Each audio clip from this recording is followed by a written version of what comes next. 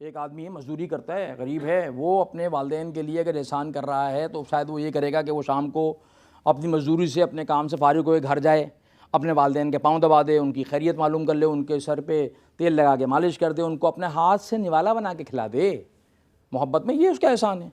एक आदमी है जो कि बहुत माशाल्लाह से वेल ऑफ है, उसका एहसान ये होगा कि वो अपने वालिदैन के लिए बेहतरीन घर अरेंज कर दे, उनको आसाइशें दे, उनको लिए गाड़ी करे, ड्राइवर करे, जो कर सकता है वो अपने उस माल के साथ वो करे। हमारे क्लाइंट हैं, मेरे क्लाइंट, हमारे दोस्त भी हैं, क्लाइंट भी हैं, and he actually did it. Saudi Arabia में होते थे, बिजनेसमैन हैं, बिजनेस ओनर हैं। जब उन्होंने ये वर्कशॉप की तो उनकी वालदा रहती थी पाकिस्तान में, he used to live in Saudi Arabia. उनके और भाई हैं वो शायद दुबई में होते थे। तो वालदा यहाँ रहती थी उनकी एक बहन के साथ, यानी कि अपनी बेटी के साथ। तो उनको ख्याल आया कि यार ये तो मेरा सन के रोल में तो पता नहीं मैं क्या कर रहा हूँ। मतलब ख्याल करते थे वो, ऐसा नहीं ख्याल नहीं करते थे, लेकिन वो आए जब पाकिस्तान आए ना वो, तो उन्होंने अपनी वालदा का, उन्होंने कहा कि यार मुझे अपनी वालदा का भी देखना है यार, सन का रोल है। व्हाट ही डिड कि अपनी वालदा को लेके गए, उनका जो ना वो होता है ना, क्या कहते हैं उसको, executive medical checkup, comprehensive medical screening, वो करवाई। अच्छा वो करवाई ना तो अम्मी के कुछ हेल्थ के इशू सामने आ गए। होते हैं बुढ़ापे में बहुत सारे इश्यूज हो जाते हैं, वालदा के इशू सामने आ गए। अब उन्होंने जो है ना डॉक्टर से वो किया, मशवरा किया। डॉक्टर्स ने कहा कि भाई देखें आपकी अम्मी का ये इशू है, ये इशू है, ये इशू है, ये मेडिसिन है, ये फॉलो करनी पड़ेगी, ये रूटीन फॉलो करना पड़ेगा, तो ये बेहतर होना शुरू हो जाएगा, मगर you have to make sure कि अम्मी आपकी जो है ना ये फॉलो करें। अब वो तो रहते नहीं थे यहाँ पे, वो रहते थे सऊदी अरेबिया में। तो उन्होंने फिर अपनी बहन की एक बेटी को, यानी कि अपनी भांजी को, उन्होंने कहा कि बेटा मैं तो यहाँ पे नहीं होता हूँ, तो आपने मेक श्योर करना है एंड मुझे आपने जो है ना वो डेली अपडेट करना है मोबाइल के ऊपर कि जो है वो अम्मी यानी कि आपकी नानी जो है वो मेडिसिन टाइम पे ले रही हैं, ये रूटीन फॉलो कर रही हैं। तो उन्होंने उसका एक सिस्टम बनाया। और उन्होंने अपनी अम्मी के लिए एक विज़न बनाया था, मुझे एग्जैक्टली अल्फाज याद नहीं, इट वॉज समथिंग लाइक के I want my mother to live remaining life in a state where she is happy, healthy and has please Allah सुब्हानहू व तआला।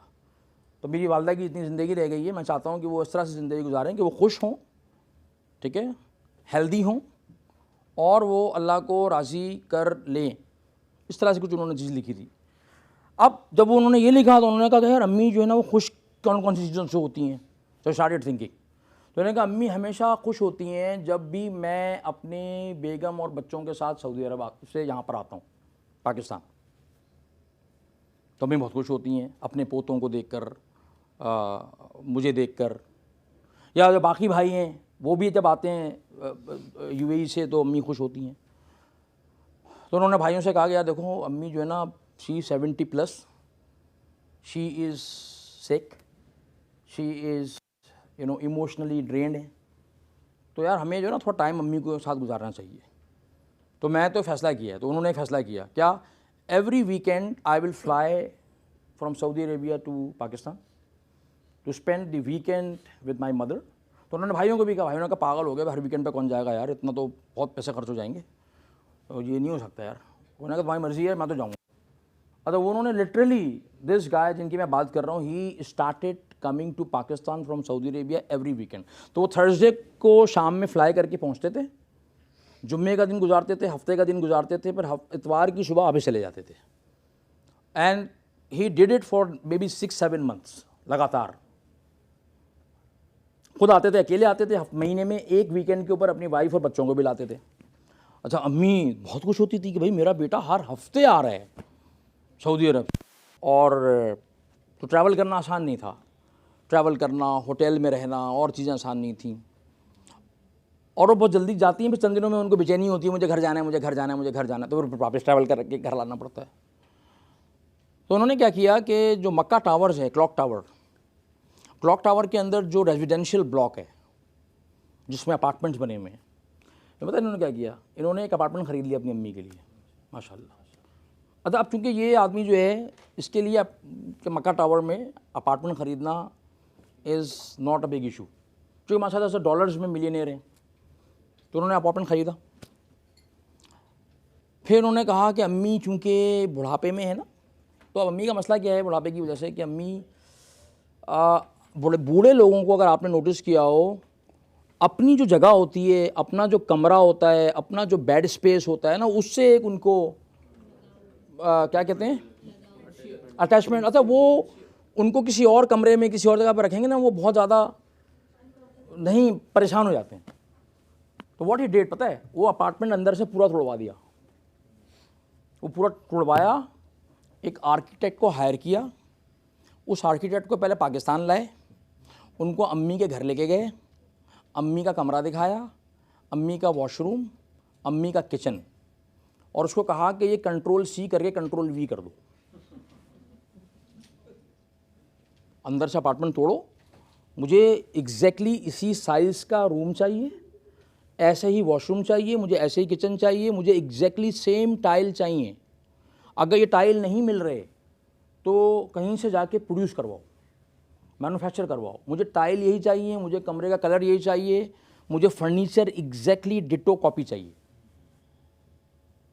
एंड ही मेड श्योर कि ये सारी चीज़ें अरेंज हो जाएं।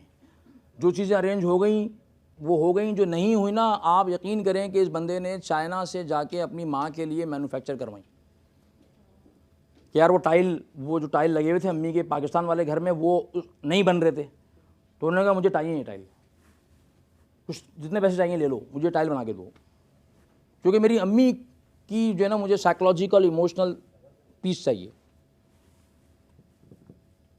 समझे सर? और पूरा घर सेटअप करवाया। अब वो अम्मी को जब लेके गए ना, तो अम्मी को लगा कि मैं तो अपने कमरे से निकल के अपने कमरे में आ गई हूँ। अच्छा, वो जो उनकी एक थी ना बेचैनी होती थी जल्दी, बस 2 हफ्ते बाद, 1 हफ्ते बाद, अब उन्होंने कहा देखिए अम्मी, it's your house, your room, your kitchen, your washroom, everything, even बर्तन भी, क्रॉकरी भी वही, तकिया वकिया, हर चीज़ उन्होंने डिट्टो कॉपी कर दी भाई। तो उन्होंने कहा अम्मी जब तक आपको रहना है ना, जब तक आपको रहने का दिल चाहे आप यहाँ पे रहें।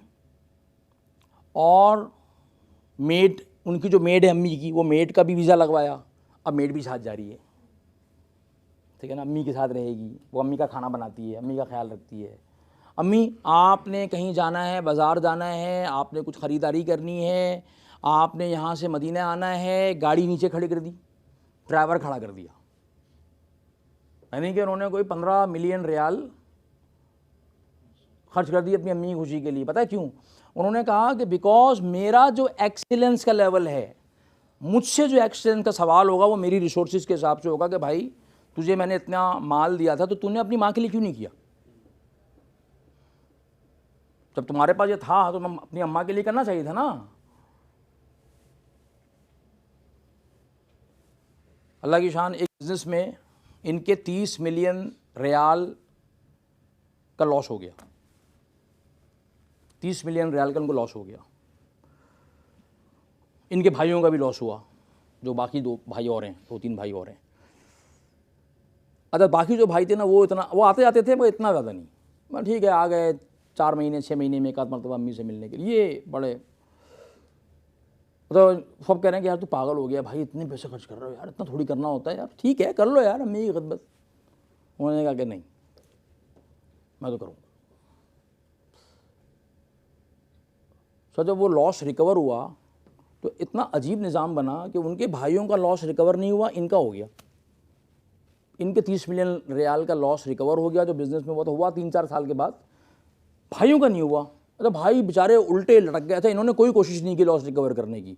भाई 4 साल कोशिश करते रहे कि उनका लॉस रिकवर हो जाए, उसमें से 1 रियाल रिकवर नहीं हुआ, और इनका पूरा का पूरा रिकवर हो गया। फिर बाद में अम्मी थोड़ी सी और एज अब ज़्यादा हो गई, अभी भी उनकी वालदा हयात हैं माशाल्लाह, अब तो शायद 80 की होने वाली हैं।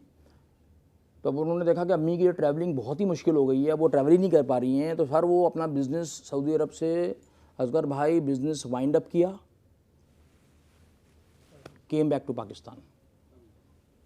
वो अभी अपनी वालदा के साथ ही रहते हैं, बिज़नेस हैं उनके अभी भी। अब वो बिज़नेसेस को नहीं चलाते हैं, बिज़नेस ऑटो पे चल रहे हैं। उन्होंने कहा नहीं यार, मैं अपनी वालदा के साथ रहना चाहता हूँ, मेरे बच्चे भी वालदा के साथ रहेंगे और उनकी खिदमत करेंगे जब तक उनकी ज़िंदगी है। और आई थिंक कि जो है ना, दैट्स द रिक्वायरमेंट ऑफ एहसान। अरे भाई, अल्लाह सुब्हानहू तआला ने उनको कहीं से कहीं पहुँचा दिया है जी। तो बात क्या है कि एहसान का मतलब ये है, और इसलिए कुरान में अल्लाह ताला क्या फरमाते हैं, हल जज़ाउल एहसान इल्लल एहसान, एहसान का क्या होगा, एहसान का बदला। यानी कि अगर आप अपने रोल्स में एक्सीलेंस डेमोन्स्ट्रेट कर रहे हैं तो अल्लाह कह रहे हैं कि तुमको इसका बदला, तुम अगर एहसान करो तुम तो अपनी रिसोर्सेज के हिसाब से करोगे ना। भाई मैं कुछ करूँगा तो मेरी अपनी रिसोर्सेज हैं जो कि लिमिटेड है at any given point in time, तो मैं जो कुछ कर सकूँगा मैं अपने वसाइल में रह के करूँगा, चाहे वालिदैन के लिए करूँ, चाहे बच्चों के लिए करूँ, चाहे मैं अपने कोर्सेज़ में करूँगा। लेकिन अगर मैं इस माइंडसेट के साथ कर रहा हूँ कि यार मुझे बेस्ट करना है, मैंने ये जिम्मेदारी ली है, मुझे बेस्ट करना है, तो अल्लाह कह रहे हैं कि फिर इसका बदला एहसान है। यानी कि फिर अल्लाह ताला भी आपको जब रिवॉर्ड करेंगे, मुझको जब रिवॉर्ड करेंगे तो एक्सीलेंस के साथ करेंगे, मगर अल्लाह जब रिवॉर्ड करेंगे तो वो अपनी रिसोर्सेज के हिसाब से करेंगे। तो what do you think about the resources of Allah सुब्हानहू व तआला? अनलिमिटेड, आप और हम इमेजिन ही नहीं कर सकते। यही वजह है कि अल्लाह सुब्हानहू व तआला का जो रिवॉर्ड है वो हम और आप इमेजिन कर ही नहीं सकते। इसीलिए हम अपना जो भी विज़न बनाएं, अपने जिस रोल में हम काम करें, try to do your best.